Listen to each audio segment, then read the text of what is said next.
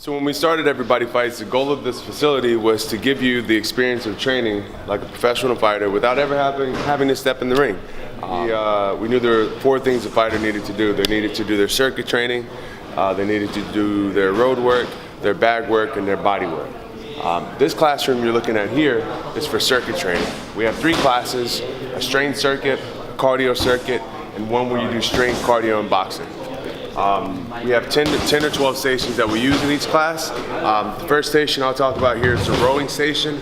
Rowing is very important to boxing because every punch is both a push and a pull. Then we have our boxing stations. We have the mid station where you can work on your combinations. Then the doubling bag where you can add some accuracy to those combinations. The heavy bag where you can add some power to those combinations. And then the uppercut bag where we work on uppercuts and body shots. Once you're done with your boxing, you take your gloves off, and then you come on over here and grab your ropes. The battle ropes are great for cardiovascular endurance and grip strength. It mimics when I trained as a fighter, I would chop wood, but also use hatchets to develop my grip strength and wrist strength so I didn't hurt my hand when I punched. That was one of the main reasons I brought these in, but it also gets your heart rate up, which is great.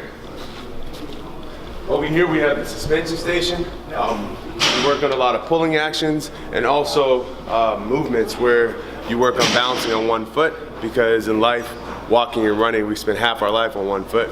Why not train that way?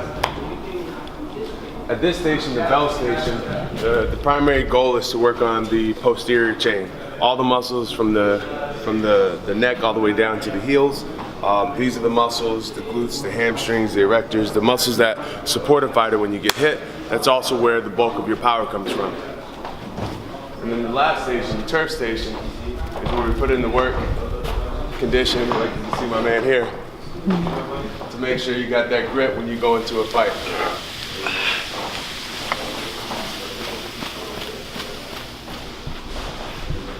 So that's circuit training room. The next room is a road room.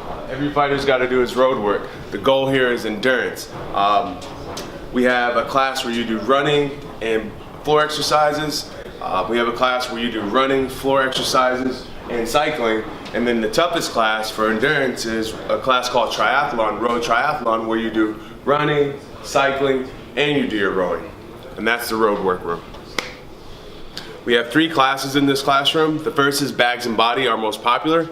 Bags and body is throwing punching combinations and also doing body weight exercises.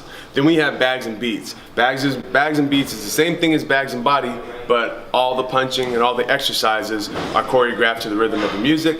And the third class we have is bags and kicks, because sometimes a fighter needs to throw kicks. This is the most exciting classroom. The music is loud, the light is dim, but it's also the classroom where you're going to work the hardest, because there's nothing standing in between you and giving your best effort, because it's just hitting a bag. Everybody can do it. The next room is our body room. The body room is important because this classroom has classes that help you with core strength, flexibility, and in general doing all the things that you need to do the things you love. In this classroom we have Pilates, we have yoga, we even have a bar class. We have a class that uses suspension to add resistance to Pilates and yoga movement patterns. This is one of the most important rooms because over time there's a lot of wear and tear that comes along with the boxing workout, and this is where you come to let your body recover and also strengthen the parts of the body that can hold you back from being your best fighter. So, fighters, the reason we went to the boxing gym is because we wanted to get out of our conditions. Most of the fighters came from the ghettos, etc. The goal was to work extremely hard so you could be treated like a king, or a queen. So when you come upstairs, the goal is to enjoy a little bit of luxury. The minute you walk upstairs, there's a little more decor. The air conditioning is a little cooler, and this is where you have your locker rooms. In your locker rooms, you're going to have a sauna, steam room, rainfall showers, towel service, etc. An important part of being a fighter is being in the gym 4 to 6 times a week.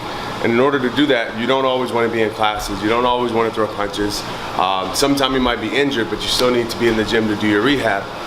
This room represents what's left of the fighter's training camp. Being able to come up here and warm up, stretch, If you need to isolate a muscle group or do some specific exercises, once again, to rehab an injury, this is where you go. A little art on the wall, because if you're gonna be here all the time, it might as well look good, right? And then juice bar, because fighters gotta make sure that they stay healthy and they have to eat well.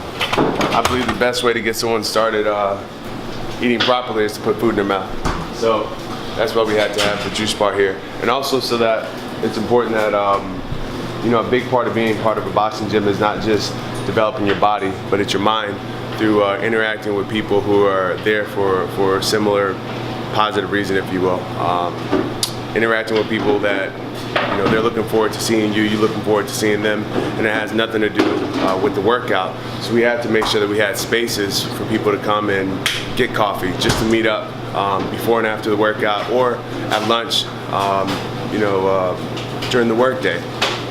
Once again, it has nothing to do with the workout. It's about getting people in this gym as much as possible.